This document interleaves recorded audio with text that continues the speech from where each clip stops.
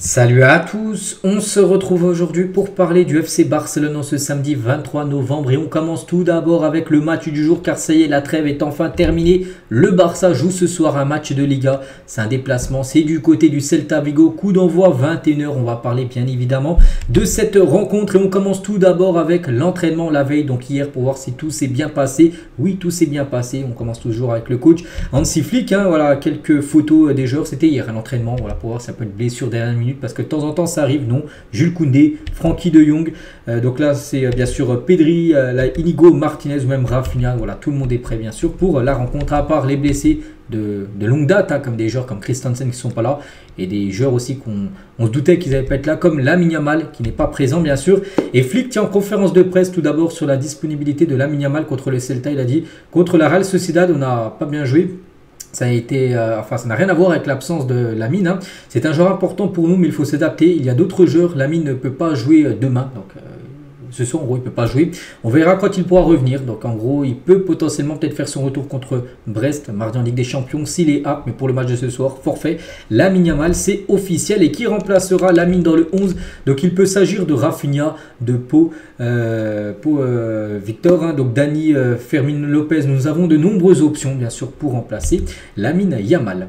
Toujours avec Flick, donc on est limité en termes d'effectifs par rapport à Lamine, mais on a des joueurs qui ont la qualité pour jouer à différents postes. Nous verrons ce qui peut se passer dans le match, et cela a aussi une incidence sur demain. Nous verrons ce qui se passera demain. Bon, quand il dit demain, c'est ce soir. Il était en conférence de presse hier. Flick, les gars, il revient aussi sur Messi. On parlera tout à l'heure de Messi qui a félicité le Barça de Flick. Il a dit Messi me félicite, moi et l'équipe. C'est un honneur que le meilleur joueur de l'histoire de Barcelone dise cela de moi.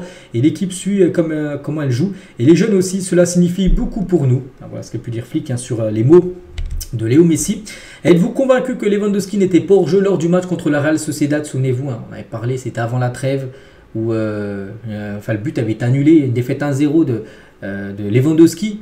Alors que, voilà, soi-disant, c'était son pied, mais c'était pas son pied, c'était le pied d'Aguerd qui était hors jeu. Bref, il a dit ce n'est pas grave, mais c'est bien d'avoir des explications de la part du championnat. En fin de compte, nous sommes tous des êtres humains, ce n'est pas important. Nous attendons avec impatience le prochain match. Voilà, il dit que maintenant c'est du passé. Oui, il y a une erreur de l'arbitre. Oui, le but de Lewandowski aurait dû être valable et ça aurait dû donner un point au Barça. On espère qu'il n'y a pas trop de conséquences en fin de saison, mais voilà, il dit que maintenant il est passé à autre chose. L'entraîneur Flick. Le rapport de blessure de Christensen, je ne peux rien confirmer. Bien sûr, notre objectif est de le faire revenir tôt et c'est ce que le personnel médical essaye de faire. Mais bon, toujours blessé, il y a un problème au tendon d'Achille, derrière le pied. Et du coup, ça prend pas mal de temps. C'est qu'il n'a toujours pas joué la moindre minute depuis le début de saison. Le joueur danois. Flick sur Araujo pourrait reprendre l'entraînement en groupe dimanche. Donc là, ce soir, il y a match. Mais dès demain, c'est pas un jour repos alors qu'il y a eu match. Non.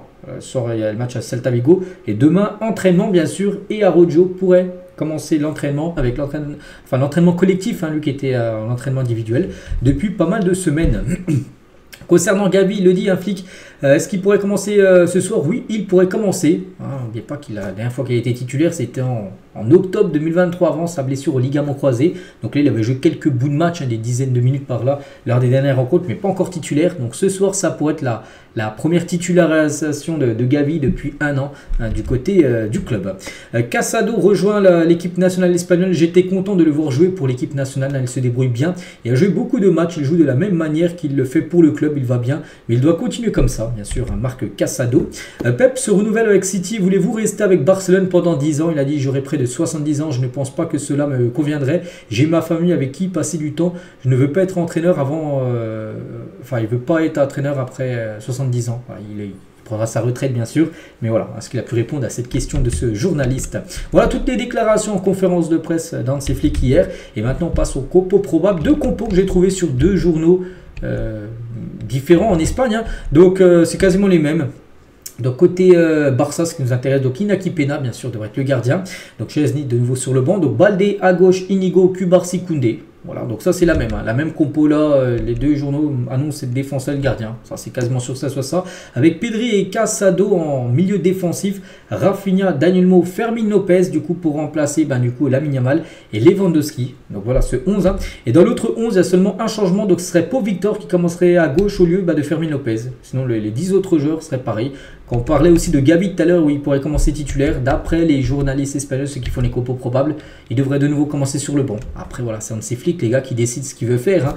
Hein. On verra s'il mettra ou non Gavi titulaire, mais voilà, des chances que ça ressemble à ça, grosso modo, peut-être avec un ou deux changements différents. Mais voilà, le 11 de départ, c'est une grosse équipe, et en face, attention à Spas, les gars, un joueur qui marque souvent, en plus contre le Barça. C'est vrai que je me souviens, je crois que c'était un club où à chaque fois qu'il joue, il marque contre le Barça. Donc attention à cet attaquant que tout le monde connaît. Donc voilà, Mingueza, qui est ancien joueur, hein. Marcos Alonso, également ancien joueur du Barça. Donc voilà, c'est quand même des joueurs, bien sûr, que le Barça est totalement au-dessus, hein, de l'équipe du Celta, mais voilà, ça reste un match de football, tout peut arriver. Bref, concernant le programme, donc là je pense qu'on a fait le gros avant-match, hein, bien sûr, contre le Celta, mais pas dans déjà 3 jours. Il y a un autre match, hein, l'équipe de Brest, et tiens, Brest, hier jouait un match de Ligue 1, ils ont joué à Monaco, qui est une équipe que le Barça avait perdu, hein, cette saison même 2 fois, si on prend le trophée Grandpeur aussi en compte. Bref, Brest s'est incliné 3-2 hier, hein, du côté de Monaco. Et concernant cette rencontre, leur meilleur joueur, Pierre Lesmelou, est sorti sur blessure maintenant à 3 jours du match contre le Barça. On lui envoie de la force parce que nous, les matchs de Ligue des Champions, on veut les meilleurs joueurs sur la pelouse. Mais ce joueur devrait être indisponible là pour Brest. Ça, c'est un gros coup dur, bien sûr, pour le club français. Et à noter, il y aura beaucoup de supporters brestois. On annonce plus de 2850 supporters de Brest qui feront le déplacement à Barcelone ce mardi en Champions League. La une aujourd'hui du journal Sport, hein, le Barça de Flick est spectaculaire. Hein, c'est un peu ce que tout à l'heure disait Flick, qui félicitait Messi, hein, ce qu'il disait sur le Barça de Flick. Donc en gros, voilà, le Barça de Hansi Flick ne me surprend pas parce que c'est quelque chose qui arrive toujours, du moins depuis que je suis au club. Je pense que c'est génial que les jeunes joueurs aient cette opportunité. Ils connaissent très bien le club et ils sont habitués à jouer de cette façon. Hein. On ne sait jamais ce qui va se passer dans la vie, mais notre intention est de vivre à Barcelone parce que c'est notre maison. Voilà, donc actuellement, il habite à Miami parce qu'il joue à l'Inter Miami. Mais à un moment, il prendra sa retraite et il pourrait peut-être après revenir à Barcelone. Parce qu'il a toujours sa maison, bien sûr, à Barcelone, Léo Messi. Il a habité de nombreuses années. Et peut-être un jour, il reviendra au Barça avec un rôle différent, pas en tant que joueur, en tant que coach, je ne sais pas, en tant que directeur sportif. En plus, un rôle qui pourrait peut-être lui convenir, parce qu'il a déjà parlé d'un rôle peut-être de directeur sportif au Barça dans le futur. Et Léo Messi, les gars, n'assistera pas à la célébration du 125e anniversaire du club de Barcelone. Le joueur a un engagement indéfectible le même jour, en gros. Je ne sais pas c'est quand exactement cette date, hein, mais voilà, Léo Messi aurait dû être là, mais en gros il ne sera pas là parce qu'en gros il a déjà un rendez-vous qu'il ne peut pas annuler. Et du coup, il ne sera pas présent pour les 125 ans. C'est dommage, hein, parce que le président Laporta voulait avoir une photo avec Léo Messi à l'occasion des 125 ans, bien sûr, du club. Hein, donc voilà ce qu'elle va dire sur Messi. Et tiens, on peut toujours continuer avec lui, parce qu'on peut parler aussi de Mascherano, ancien joueur du Barça, et il devient le nouvel entraîneur de l'Inter Miami. On dit pourquoi on parle de l'Inter Miami, tout ça, parce que bien sûr l'Inter Miami c'est un peu le Barça prime à l'époque, hein, avec des joueurs comme Messi, Suarez, Alba, Busquets en tant que joueur, et Mascherano devrait devenir le nouveau coach de cette équipe. Hein, donc il va quitter son poste de sélectionneur de l'Argentine U20. Avant c'était le coach je crois l'équipe B ou l'équipe C du Barça, ou je crois des jeunes. Après il était parti en Argentine et maintenant il va entraîner l'équipe première de l'Inter Miami. Il aura sous ses ordres par exemple des joueurs, hein, qui ont évolué à l'époque du côté du FC Barcelone. Et tiens, ce Barça à l'époque, il y a quand même maintenant 5 joueurs qui sont maintenant du côté de l'Inter Miami. Les quarts de finale de la National League ont été tirés au sort et on peut voir les affiches. Hein, par exemple, Pays-Bas, Espagne, je pense à Frankie de Jong contre Lamine Yamal, ou Dani Olmo, ou Poku Barsi, ou Gavi. Donc voilà, il y aura un duel à 100% Barça. La France, hein, de Jules Koundé contre la Croatie. Le Danemark de Christensen contre le Portugal. Et l'Allemagne de Ter Stegen, hein, on ne pense pas qu'il sera de retour. Ces matchs-là auront lieu en mars. Hein, je pense que ça sera trop juste pour encore voir Ter Stegen. Mais contre l'Italie. Donc voilà, concernant les quarts de finale à noter. Après, on connaît déjà potentiellement les demi. Avec le vainqueur entre les Pays-Bas et l'Espagne. Il y aura sur un joueur du Barça.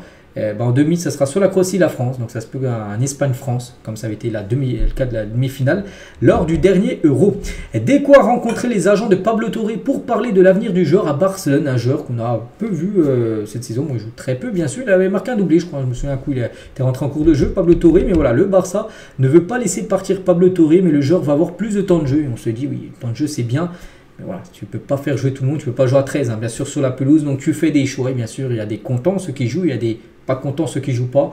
Et lui, bien sûr, il est jeune, il a envie de jouer. Donc c'est pour ça que Deco là, va rencontrer le clan Pablo Torre pour voir ce qu'il faut faire avec le joueur. Soit le garder, mais son temps de jeu sera encore très réduit. Ou soit partir en prêt ou être vendu, pour bien sûr avoir plus de temps de jeu. Christensen concédera bientôt une interview à Barça One expliquant pourquoi il était absent si longtemps et sa décision de se faire opérer. Hein, il est toujours disponible. Mais voilà, il va faire une interview très prochainement. On reviendra sur ses déclarations sur le joueur Christensen. Luis Enrique, qui est ancien joueur, même coach du Barça. Le match avec la meilleure ambiance que j'ai connue au Camp Nou et que j'ai joué pendant 8 ans a été le jour du retour de Figo. Figo était comme un frère pour nous, notre meilleur joueur, mais il est allé à Madrid. C'est que Figo avait quitté le Barça pour aller au Real. Et l'ambiance la plus folle, c'était quand le Classico. Et Figo était revenu. Il se faisait siffler de tous les côtés parce que bien sûr, il avait signé chez le voisin, enfin pas le voisin, mais l'ennemi, le rival, le Real Madrid. Et quand Figo est revenu au Camp Nou, il a été marqué par un Puyol très jeune, mais c'était une bête. Figo était le meilleur joueur madrilène malgré la pression que je n'avais jamais imaginée. J'ai dit qu'est-ce que ça. Nous avons gagné le match parce qu'il était impossible de ne pas gagner. C'était un Classico à l'époque, bien sûr. Et le Barça devait gagner. Le Barça avait gagné contre cette équipe. Un beau jour à Rennes, regardez les tons bien changés. On peut voir Rafinha, il joue à Rennes maintenant, qui joue au Barça, et Camavinga, lui aussi qui joue dans une grosse équipe espagnole, le Real Madrid. Le 11 au score de ce début de saison dans le top 5 européen. Et on peut voir 2 joueurs du Barça depuis août. Les joueurs les mieux notés sur l'application WhoScored, donc Lamine Yamal et Rafinha, les 2 joueurs du Barça. Et on finit bien sûr, c'est la dernière photo, et on finit avec le pronostic parce que ce soir c'est le retour bien sûr des matchs pour le FC Barcelone. Donc le Barça en déplacement au Celta, mettez-moi un petit prono en commentaire. Bonjour, je pars sur une victoire, je pense que voilà, sur le papier on a vu les compos, pour moi le Barça est au-dessus du Celta. Après ça reste un match de football bien sûr, après il ne faut pas non plus oublier que le dernier match a été une défaite contre la Real Sociedad. Il faut gagner, il faut prendre des points, donc le score exact j'en sais rien, elle est à 3-1, j'aime bien ce score de 3-1, donc oui tu prends un but mais t'en mets 3 et bien sûr tu gagnes le match. Donc voilà les gars ce qu'il y avait à dire, j'espère que ça vous a plu, on se retrouve nous demain dimanche pour le prochain numéro, à demain.